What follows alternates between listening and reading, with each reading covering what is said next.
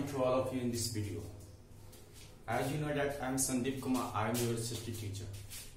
In this video, I am going to teach about the first chapter of class 6, which name is the modern period. आज मैं आपके सामने जो ला रहा हूँ वो चैप्टर फर्स्ट है क्लास 8 का, जिसका नाम है द मॉडर्न पीरियड, मतलब आधुनिक काल।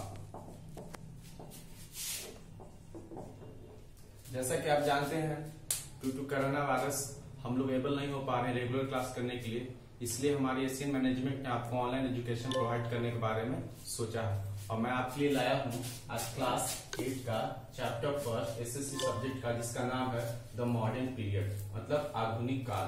आज जो आपका पहला जो वीडियो है, मैं एक एक करके आपको पार्ट बाय पार्ट वीडियो आपको अपलोड करूंगा। इसमें आपको मैंने वर्ड्स मीनिंग्स दिए हैं, वर्ड्स मीनिंग के बारे में थोड़ा सा बताऊंगा, और उसके बाद आपको मैं चैप्टर को पूरा आपको हिंदी करूंगा, जिससे आपको चैप्टर में समझने के आसानी होगी।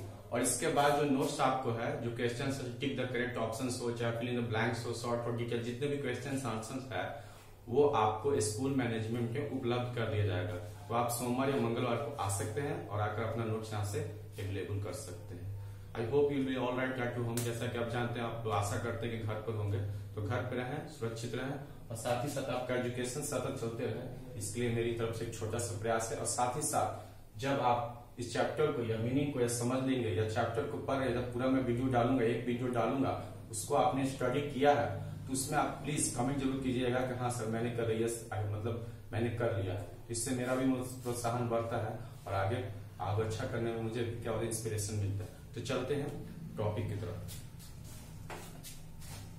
जैसा कि आपका चैप्टर फर्स्ट है the modern period. Modern period means होता है क्या? आधुनिक काल।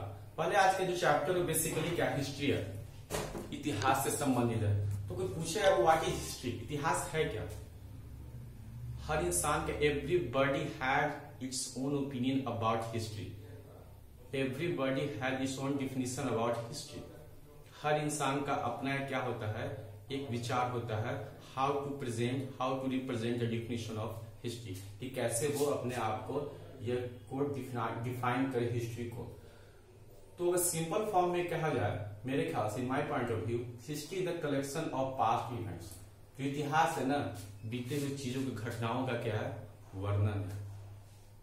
इन the history we can know about the past thing, that what has happened, what was the political ceremony, what was the culture, what was the food process, मतलब खाने की प्रक्रिया कैसी थी, रहन सहन कैसा था, वहां का जीवन शैली कैसा था, वहां का राजनीतिक कैसा था, सब चीज क्या है, हिस्ट्री है। उसको अलग अलग डिफाइन किया गया, अलग अलग पार्ट्स में बांटा गया। तो बेसिकली क्या क्या, history the collection of past events. History क्या है, पास्ट इवेंट्स का, घटनाओं का वर्णन। तो सबसे पहले मैं पढ़ाऊं, इससे पहले वर्ड्स मीनिंग जो आपको मैं करवा रहा हूं, थोड़ा सा देख लेते हैं। तो चैप्टर फर्स्ट है the modern period. Modern period means होता है क्या, हिस्ट्री को 3 भागों में बांटा गया है। फर्स्ट पार्ट क्या कहते हैं उसको, एंशिएंट हिस्ट्री, जिसको प्राचीन भाषा में कहते हैं, ठीक है। एंशिएंट हिस्ट्री को कहते हैं प्राचीन इतिहास। सेकेंड है मिडिवल हिस्ट्री, मतलब होता है मिडिवल हिस्ट्री का मतलब होता है मध्यकालीन इतिहास। और थर्ड जो है वो मॉडर्न हिस्ट्री है, मतलब आधुनिक काल। इसका जो कुछ वर्ड है, फर्स्ट आपका है वर्ड है प्रोफाउंड, PROFOUND। प्रोफाउंड मीन्स होता है गहन, ठीक है, गहन मतलब अति गंभीर। सेकेंड है एंशिएंट, ANCIENT, एंशिएंट में जानते हैं प्राचीन मतलब पुराना। थर्ड आपका है मिडिवल, मिडिवल का मतलब होता है मध्यकालीन, MEDIEVL, मिडिवल मीन्स होता है मध्यकालीन। नेक्स्ट आपका वर्ड है क्या है, प्रोमिनेंट, मुख्य या महत्वपूर्ण, PROMINENT। कभी कभी वर्ड्स आपको ऐसे भी लगेगा कि सर इसका वर्ड मीनिंग तो ये होता है, लेकिन ये सब जो वर्ड मीनिंग तो वो चैप्टर के ऊपर डिपेंड करता है। तो चैप्टर का वर्ड मीनिंग उस सेंटेंस के सेंस में क्या कह रहा है, ठीक है। प्रोमिनेंट मीन्स मुख्य भी होता है, महत्वपूर्ण होता है। तो सोचेगा इंपॉर्टेंट मीन्स तो महत्वपूर्ण होता है, मुख्य का मतलब बहुत उपयोगी, उस सेंस में हो रहा। प्रोमिनेंट बोलते हैं ना हम लोग, is a prominent member of my team, मतलब वह मेरे टीम का एक महत्वपूर्ण खिलाड़ी या मुख्य खिलाड़ी, उस सेंस में। नेक्स्ट आपका वर्ड है ग्रेजुअली, GRADUALLY, ग्रेजुअली मतलब धीरे धीरे। अक्सर आप सुनते हैं कि how are the patient, patient कैसा है, how is the patient, patient कैसा है? तो बोलते हैं हम लोग, आंसर करता है doctor yes patient is recovering gradually very well, धीरे धीरे रिकवर कर रहा है, ग्रेजुअली मीन्स धीरे धीरे। नेक्स्ट आपका कोलोनाइजेशन। कोलोनाइजेशन का मतलब उपनिवेशीकरण। कहने का मतलब है कि जब कोई राष्ट्र किसी पर अपना मतलब बैलेंस, उस पर शासन स्थापित कर लेता है, उस सेंस में कोलोनाइजेशन होता है, उसको उपनिवेश करते हैं। अगला जो आपका वर्ड है आर्कोलॉजिकल। आर्कोलॉजिकल मीन्स होता है पूरा तात्विक, जो जमीन के खुदाई उदाई ये सब चीज है, ये सब का पार्ट होता है आर्कोलॉजिकल, पूरा तात्विक। इसी तरह से आगे वर्ड है आपका लिटरेरी। लिटरेरी मीन्स साहित्यिक, ये आपको बहुत इंपॉर्टेंट है। आर्कोलॉजिकल आपको पार्ट्स जो हिस्ट्री का वो पढ़ना है, उसका पार्ट्स होता है। एक होता है लिटरेरी जिसको साहित्यिक होता है, साहित्यिक LITERARY, लिटरेरी मीन्स साहित्यिक, ARCHAELOGY, एलोलॉजिकल मीन्स होता है पूरा तात्विक। इसी तरह से नेक्स्ट वर्ड है आपका क्या, डॉक्यूमेंट, ठीक है, DECOMUCUMENT,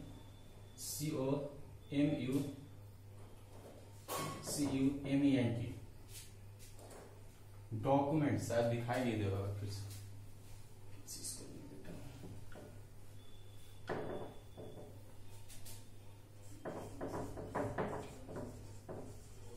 डॉक्यूमेंट, ठीक है, DOCUMENT। डॉक्यूमेंट मीन्स होता है दस्तावेज। नहीं बोलते अक्सर कि आपके पास डॉक्यूमेंट है, मैंने कागजी चीज है, उसको डॉक्यूमेंट बोलते हैं। और इसी तरह से नेक्स्ट वर्ड है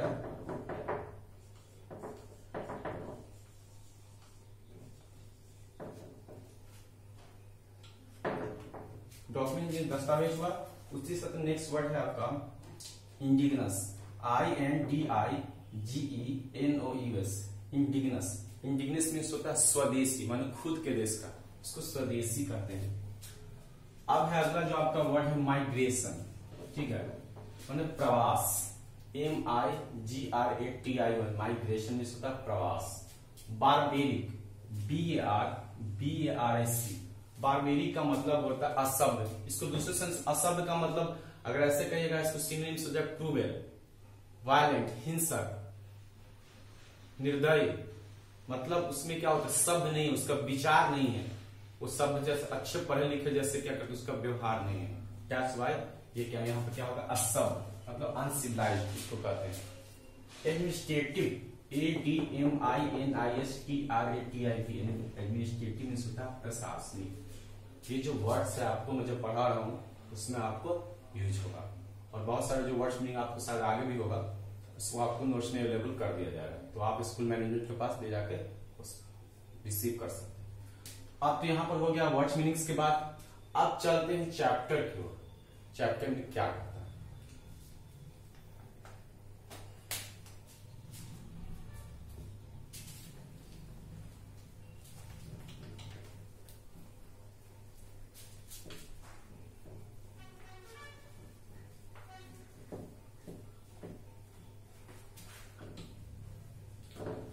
जैसा कि मैंने आपको बताया हिस्ट्री है क्या, इसको ऐसे भी बोल सकते हैं, history is the collection of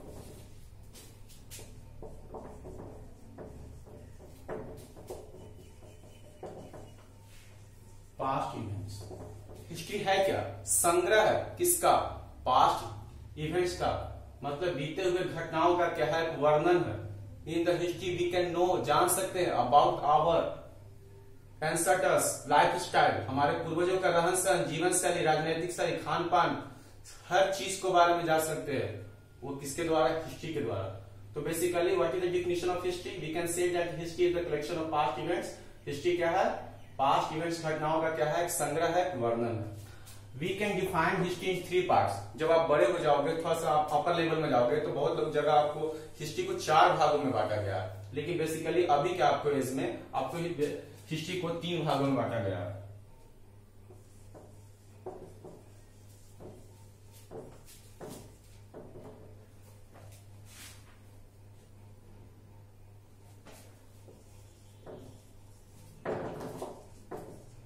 three parts. एक हो गया आपका एंशिएंट हिस्ट्री, सेकेंड हो गया मिडावल हिस्ट्री, एंड थर्ड हो गया आपका मॉडर्न हिस्ट्री, जिसको एंशिएंट हिस्ट्री को प्राचीन इतिहास कहते हैं,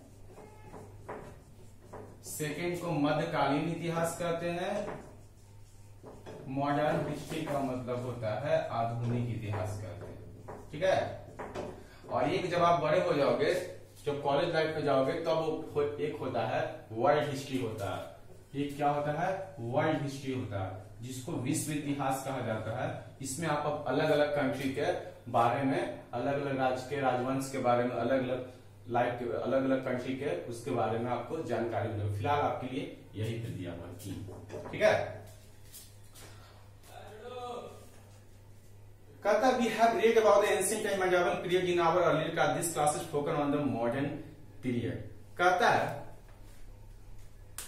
कि हम लोग ने पिछले चैप्टर में एंशिएंट हिस्ट्री और मेडिवल हिस्ट्री के बारे में हम लोग पढ़ चुके हैं। और ये जो क्लास बेसिकली क्या होता है, ये जो चैप्टर है तो मॉडर्न पीरियड इसलिए रखा गया है कि आप मॉडर्न पीरियड मतलब आधुनिक काल के बारे में जान सके। तो modern period is on the colonial period is said to be have started in the 18th century. It is called the colonial period because India became a colonial period. कहता है कि मॉडर्न जो पीरियड है, आधुनिक समय है, वो क्या कहा जाता था? कोलोनियल पीरियड कहा जाता था। वो कब शुरू हुआ था? 18वीं शताब्दी में। कब शुरू हुआ था? 18वीं शताब्दी में शुरू हुआ था। ठीक है। It is called the colonial period because India became a colony of the British. आखिर ये colonial period क्यों कहा जाता था? उपनिवेशिक समय क्यों कहा जाता था? कोलोनियल पीरियड क्यों कहा जाता था? कोलोनियल पीरियड मतलब औपनिवेशिक समय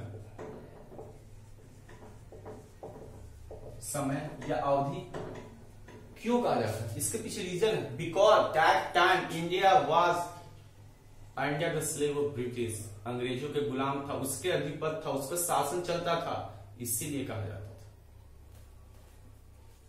Some of the prominent features of the modern period are industrialization, urbanization and colonization. कहता है some of the important features, जिसमें से महत्वपूर्ण जो मुख्य जो आपको महत्वपूर्ण विशेषताएं थी इस मॉडर्न पीरियड का कौन कौन सा था? औद्योगिकरण था। क्या था?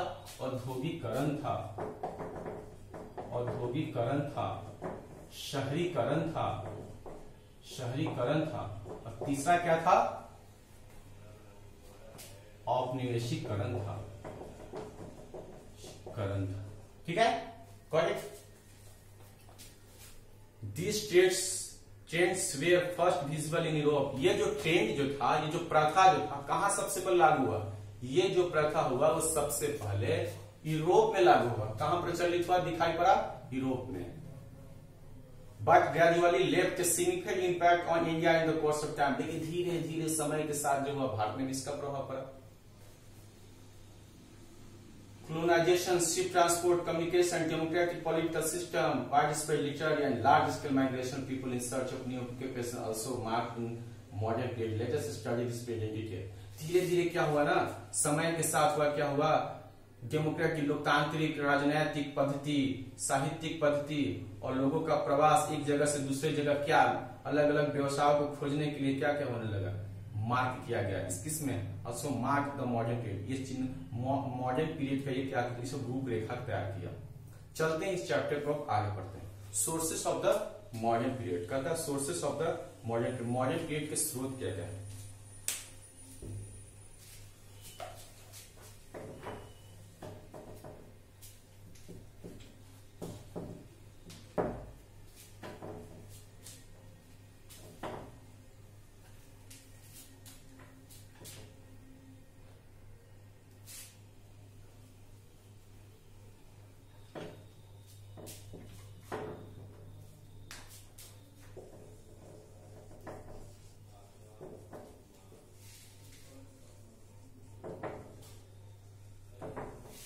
मॉडर्न पीरियड के स्रोत क्या क्या है उसके बारे में आगे पढ़ना।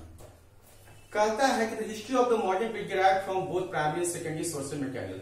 जो हिस्ट्री है जो मॉडर्न पीरियड का जो इतिहास है वो कहां से लिया गया? बोथ प्राइमरी प्राथमिक और सेकेंडरी आपका सेकेंडरी सोर्स मटेरियल से लिया गया है।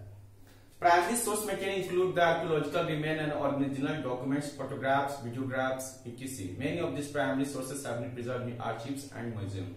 कहता है कि जो प्राइमरी सोर्स जो मटेरियल है वो क्या उसमें शामिल होता था, आर्कियोलॉजिकल रिमेन, उसके प्राकृतिक अवशेष, वास्तविक डॉक्यूमेंट्स होते थे, दस्तावेज होता था, फोटोग्राफ्स होते थे, वीडियो टैप्स होता है, ये सब मौजूद होते थे किसमें, प्राइमरी सोर्स में। Many of this primary sources have been preserved in archive, बहुत सारे जो प्राथमिक जो स्रोत हैं वो कहाँ रखा गया, आर्चिव में एंड म्यूजियम्स में। अब यहाँ पे एक वर्ड आ रहा है आर्चिव्स।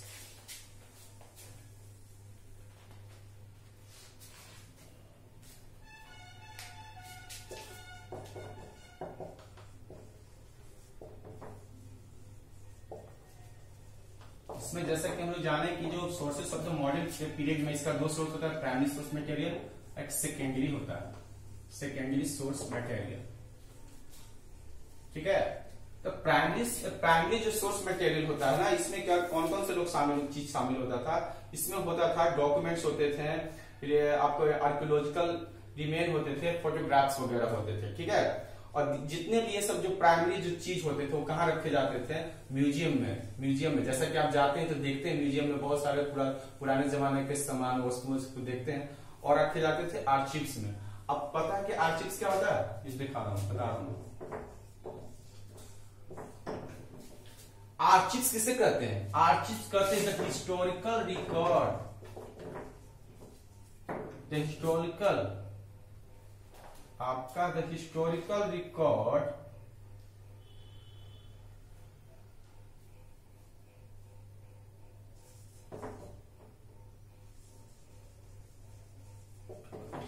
ये होता है, द हिस्टोरिकल डॉक्यूमेंट्स होता है, ऐतिहासिक दस्तावेज होता है। कहने का मतलब कि जिस जगह पर द हिस्टोरिकल डॉक्यूमेंट मतलब ऐतिहासिक दस्तावेज रखा जाता है, the place where the historical documents are kept, that is called archives. जो ऐतिहासिक दस्तावेज जहां पर रखा जाता है उससे क्या कहते हैं, आर्चिव्स कहते हैं। Got it? ये आपका प्राइमरी हुआ। तो प्राइमरी में मॉडर्न आपका sources of the modern period में दो भाग में बांटा गया, प्राइमरी सोर्स मटेरियल और secondary source material. Primary source material में आपका क्या रखा गया है, इसमें आपको ओरिजिनल डॉक्यूमेंट्स होते थे, फोटोग्राफ्स होते, वीडियो टैप्स होते हैं। इसको कहाँ रखा जाता था, आर्चिव्स में, मतलब, और साथ ही साथ म्यूजियम में, जहां पर चीजों को संरक्षित रखा जाता था। ठीक है, अब सेकेंडरी सोर्स मटेरियल। सेकेंडरी जो सोर्स मटेरियल होता था, सेकेंडरी सोर्स मटेरियल में आपका इसमें होते थे क्या, आर्टिकल्स होता था, लेख होता था, बुक्स होते थे, और क्या होता, समीक्षा होता था। इन सारे चीजों को क्या रखा जाता है, लेख को, रिपोर्ट को क्या रखा जाता था। ठीक है, ये सब जो चीज होता था, बुक्स वगैरह रखना, लेख रखना, रिव्यू रखना, समीक्षा लेख रखना, ये सब जितने जो चीज पे इंक्लूड होते थे वो कहाँ होते थे, सेकेंडरी सोर्स मटेरियल में होता है। ठीक है, जैसा कि हम लोग जानेंगे sources of the modern period का दो भाग, प्राइमरी और सेकेंडरी। अब चलते हैं archaeological sources.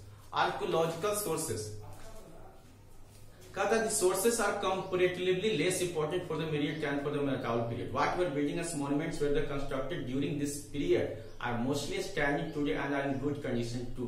The Parliament House, Red Fort, Rashtrapati Bhavan in Delhi, the Gateway of India in Mumbai, the Victoria Memorial and the Fort William Kolkata are some such archaeological sources. कहता है कि ये जो स्रोत है ना, कंपैरेटिव तुलनात्मक रूप से मध्यकालीन के पीरियड की तुलना से क्या होता है, कम है, मतलब कम होते हैं। Whatever building and monuments were constructed during this period, यहाँ तक कि जो बिल्डिंग्स और मॉन्यूमेंट्स होते हैं, इमारत होते हैं और जो स्मारक होते हैं, इस पीरियड में आपको अधिकांशतः क्या हुआ बनाए गए हैं, जो आज भी क्या है, अच्छी स्थिति में, in also today in good condition too, आज भी अच्छी स्थिति में। जैसा कि हम लोग देखते हैं the parliament house, red fort, Rashtrapati Bhavan, ये सब जितने भी हैं, the Delhi, the gateway of India, ये सब आज भी, ये सब क्या है, यहाँ पर मौजूद है। ये सब जो चीज होता है ये आर्कियोलॉजिकल सोर्सेस में इसका करता है इंटीग्रल पार्ट, क्या करते हैं, भूमिका अदा करते हैं। ठीक है, गॉट इट? अब चलते हैं लिटरेरी सोर्सेस। लिटरेरी सोर्सेस का मतलब होता है साहित्यिक स्रोत।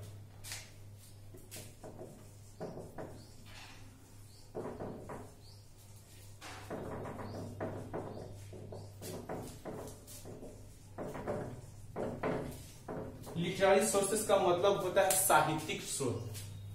जैसा कि हम लोग ने आप लोग देखा कि आर्कियोलॉजिकल सोर्सेस में क्या होते हैं, आर्कियोलॉजिकल सोर्सेस में आपको बिल्डिंग्स होते हैं, मॉन्यूमेंट्स होते हैं, इंस्क्रिप्शंस होते हैं, ये सब शिलालेख होते हैं, क्वाइंस होते हैं, आर्किटेक्चर होते हैं। कहने का मतलब भवन, स्मारक, इमारतें, कलाकृतियां, शिलालेख, खुदाई, ये सब चीज जो जितने भी पार्ट्स होते हैं ये आर्कियोलॉजिकल सोर्सेज के क्या होते हैं, पार्ट्स होते हैं। इसी का इसका दूसरा जो ग्रुप होता है इसको लिटरेरी सोर्सेज कहते हैं, इसको हिंदी में हम लोग साहित्यिक स्रोत कहते हैं। ठीक है, अब चलते हैं हम लोग लिटरेरी सोर्सेज के बारे में करते हैं।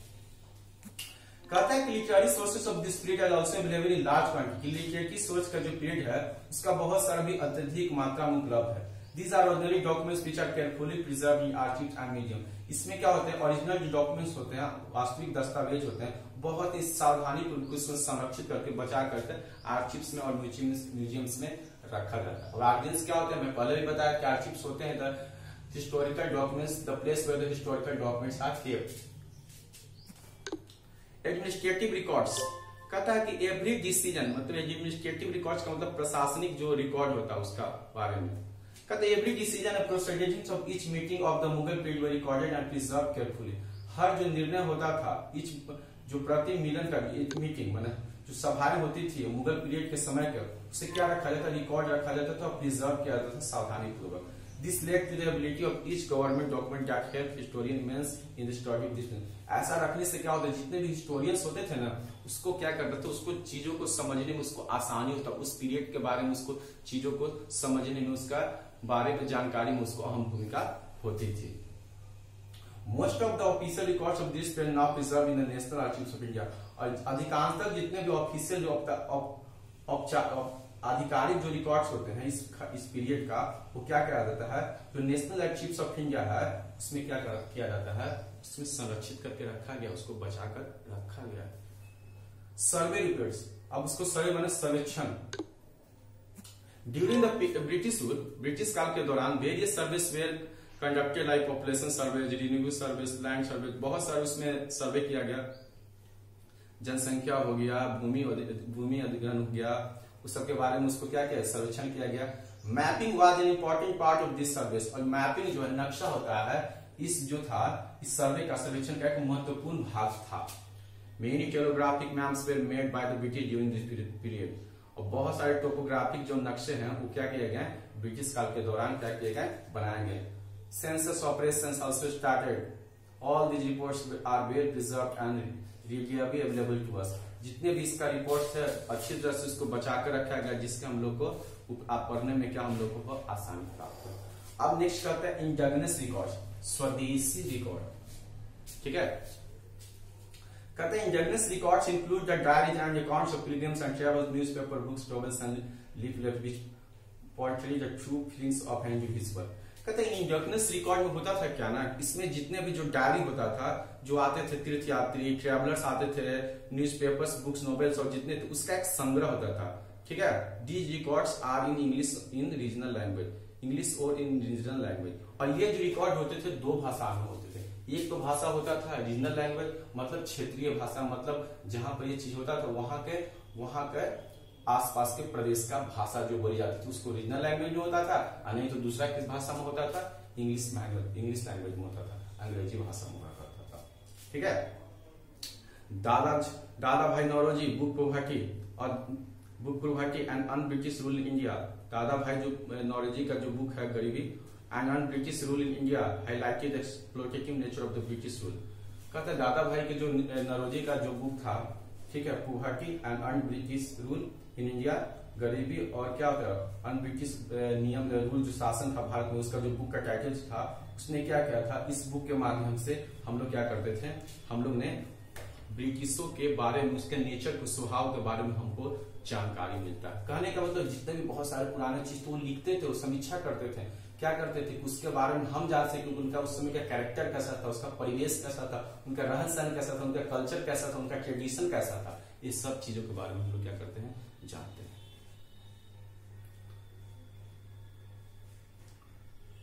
And make people aware of real intentions of the British. और लोग इस बुक के माध्यम से उन्होंने क्या किया कि लोगों को बताया कि आखिर ब्रिटिश का वास्तविक रूप से मंशा क्या है, चाहत क्या है।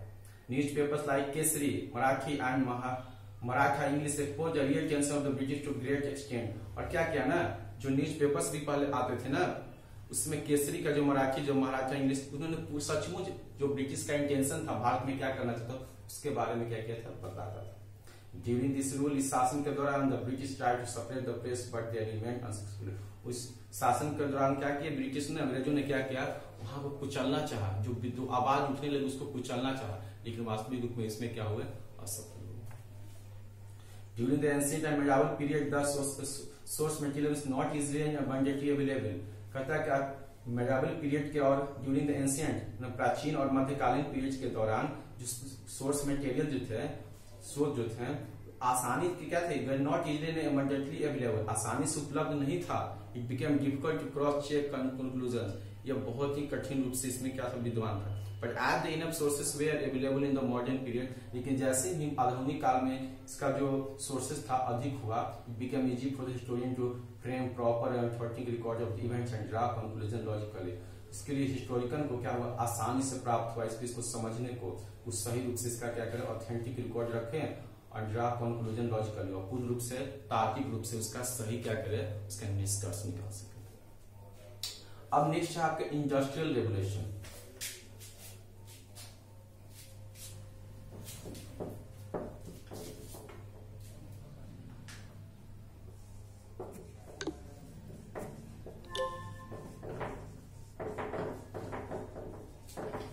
इंडस्ट्रियल रेवोल्यूशन, औद्योगिक क्रांति। As the evolution led to the discovery of new lands, जैसा कि हम जानते हैं कि समुद्री यात्रा ने क्या किया, वोयेज मींस होता है समुद्री यात्रा, ठीक है।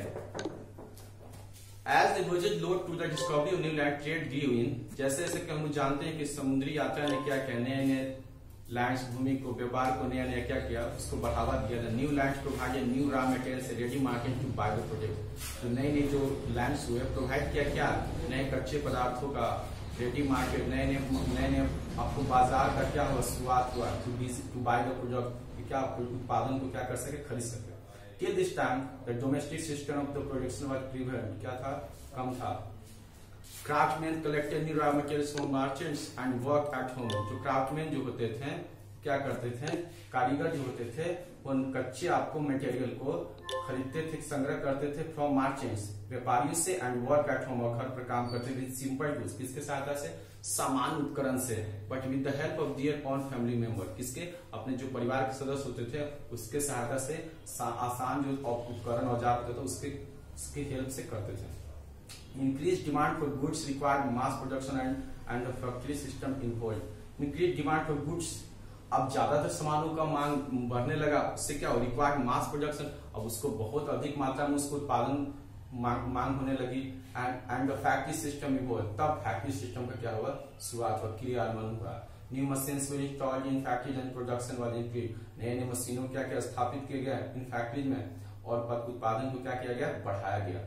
The extensive and widespread use of the machine established of the factory in multiple led to the internal revolution, और जो ये एक्सटेंसिव मैंने बृहद रूप से और चारों ओर जो मशीनों का जो इस्तेमाल होने लगा और फैक्ट्रियों को क्या स्थापित करने लगा बहुत अत्यधिक मात्रा में, ये जो बढ़ावा जिस चीज को दिया उसे क्या कहते हैं, इंडस्ट्रियल रेवोल्यूशन, औद्योगिक क्रांति का लगा। मतलब औद्योगिक क्रांति में क्या था कि पहले जो छोटे छोटे कारीगर तो अपने घर में छोटे छोटे उपकरण के सहायता से काम करते थे परिवार के साथ, लेकिन अब मांग डिमांड ज्यादा बढ़ने लगा तो क्या हुआ, डिमांड ज्यादा बढ़ने लगा तो ज्यादातर चाहिए, तो उस स्थिति में क्या हुआ, नए नए फैक्ट्री का स्टैब्लिशमेंट हुआ, नए नए मशीन आने लगे, जिससे क्या हुआ, प्रोडक्शन ज्यादा होने लगा, और यही चीज क्या हुआ, लीड किया किसको, रेवोल्यूशन, क्या क्या क्रांति लाया, that revolution is called industrial revolution, औद्योगिक क्रांति का।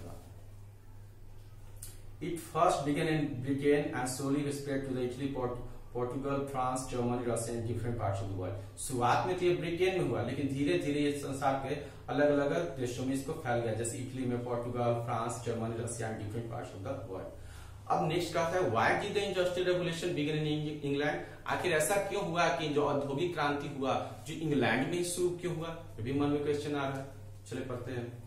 कहता है, it was majorly due to three specific reasons that the industrial revolution found in England. इसके तीन मेजर आपका रीजन का है, विशिष्ट कारण ये है कि रीजन ये था कि क्यों आपका मतलब कहने का मतलब है कि 3 जो महत्वपूर्ण कारण जो आखिर इंग्लैंड में ही क्या हुआ, इंडस्ट्रियल रेवोल्यूशन हुआ, उसके पीछे 3 कारण थे जो आपको पढ़ा रहा हूँ। फर्स्ट है, England had an abundant supply of natural resources specially coal and iron needed for industrialisation. कहता है इंग्लैंड जो था ये बहुत अधिक मात्रा में क्या करता था, नेचुरल रिसोर्सेज का क्या करता था, आपूर्ति करता था, स्पेशली खास तौर से कोल, कोयला और लोहा, नीडेड फॉर द इंडस्ट्रियलाइजेशन, जो कि इंडस्ट्रियलाइजेशन के लिए मतलब औद्योगिकरण के लिए बहुत क्या था, जरूरी था, क्योंकि उसके पास था, क्योंकि नेचुरल रिसोर्सेज आपूर्ति करता था। सेकेंड कहता है England had a stable government which give traders and merchants the liberty to trade as per their choice. England के पास एक क्या था, स्टेबल था, मतलब स्थायी सरकार था, जो क्या करता था, व्यापारियों को क्या करता था, उनको लिबर्टी देता था, सुविधा देता था कि अपने मन पसंद के अनुसार से क्या करे, व्यापार कर सके। और तीसरा जो था, England got cheap raw materials from the countries it colonised. England got cheap raw material from the countries colonised. England को क्या था, इंग्लैंड जिस देशों पर आपको उपनिवेश करता था, मतलब उपनिवेश स्थापित किया था, मतलब उस पर शासन किया हुआ था, जैसे भारत पर, उससे क्या करता था, भारत ये सब दूसरे देशों से वो क्या करता था, कच्चा माल को क्या करता था, वो सस्ते दामों में ले जाता था। This college also serve as market where in England would dump their finished product for sale. और वही चीजों को वो क्या करता था, कच्चे पदार्थों को लाकर अपने मार्केट में बनाकर उसे, और उसको मशीनों की सहायता से उसे कुछ दाम में मतलब बेचता था। यही 3 कारण जो थे आपको इंग्लैंड में औद्योगिक क्रांति की शुरुआत हुआ। इस चैप्टर में मैंने आपको बताया 1 मिनट करवाया, हिस्ट्री के बारे में बताया, हिस्ट्री के पार्ट्स के बारे में बताया, 3 भागों में बांटा गया है। उसके बाद आपको आपका प्राइमरी सोर्स मटेरियल मैंने बताया, उसके बाद सेकेंडरी सोर्स मटेरियल मैंने बताया, उसके 2 भागों में बांटा गया। उसको आर्कोलॉजिकल, लिटरेरी। आर्कोलॉजिकल में क्या क्या होता है मैंने बताया कि आर्कोलॉजिकल में मॉन्यूमेंट्स होते हैं, आपके इंस्क्रिप्शंस होते हैं, कॉइन्स होते हैं, आर्किटेक्ट होते हैं। लिटरेरी में मैंने बताया आर्चिव्स होते हैं, जो हिस्टोरिकल डॉक्यूमेंट्स वहां रखे जाते हैं। ये सब सारे चीजें था। अब क्वेश्चन था कि इंग्लैंड में औद्योगिक क्रांति क्यों, कि मैंने 3 चीज बताया, क्योंकि ये सब चीज वहां पर मौजूद था। तो ये जो आपका चैप्टर जो फर्स्ट मॉडर्न पीरियड जो था, ये मैंने आपका फर्स्ट पार्ट किया, और इसका मैं कल सेकेंड पार्ट आपको दूंगा। और इसका जो आपका जो नोट्स है वो भी अवेलेबल कर दिया जाएगा विद्यालय में, तो आप वहां से ले सकते हैं। साथ ही साथ जो समझ में नहीं है उसको बार बार वीडियो पे देखिएगा। ये है आपका फर्स्ट चैप्टर। आई होप आप लोगों ने समझा होगा, और मेरा जो प्रयास, छोटा सा प्रयास है, वो सफल होगा। तब तक घर पे रहिए, सुरक्षित रहिए। Thank you.